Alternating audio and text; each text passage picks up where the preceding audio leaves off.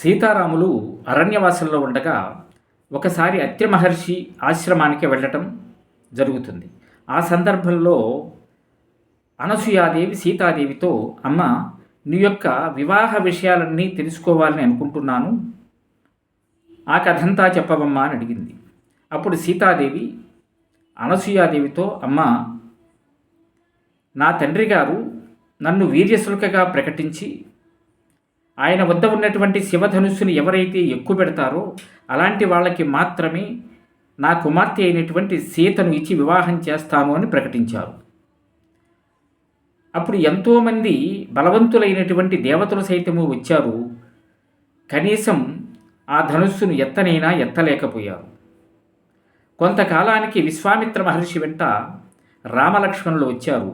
ఆ సందర్భంలో మా తండ్రి గారు శ్రీరాముడికి శివధనుస్సును చూపించారు.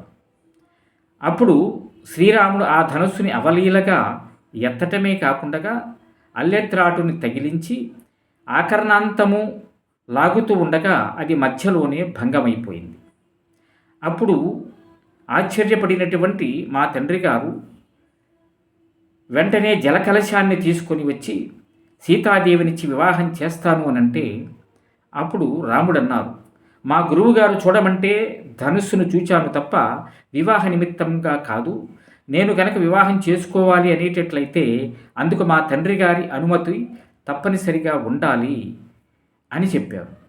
అంటే గురువుగారు విద్యను జ్ఞానాన్ని ఇచ్చేటటువంటి కర్తవ్యాన్ని నిర్వహిస్తే రాముడు తన పరాక్రమాన్ని నిరూపించేటటువంటి కర్తవ్యాన్ని అక్కడ చేశాడు. అలాగే వివాహం చేయవలసినటువంటి కర్తవ్యం తండ్రిది కాబట్టి ఆ కర్తవ్యాన్ని తండ్రికే వదిలేశాడు. అందుకే రామో విగ్రహవాన్ ధర్మ. మరి ఈ కాలంలో యువత ఏం చేస్తున్నారు? 25 సంవత్సరాల పాటు పెంచినటువంటి తల్లిదండ్రుల యొక్క ప్రేమను కాదని 1 సంవత్సరమో 2 సంవత్సరాలు వాళ్ళకి నచ్చిన వాళ్లతో తిరుగుతూ 25 సంవత్సరాల ప్రేమ కంటే ఆ ప్రేమే గొప్పది అనుకుంటూ వారికి నచ్చినటువంటి వారితో వివాహాలు చేసుకుని వచ్చేస్తున్నారు.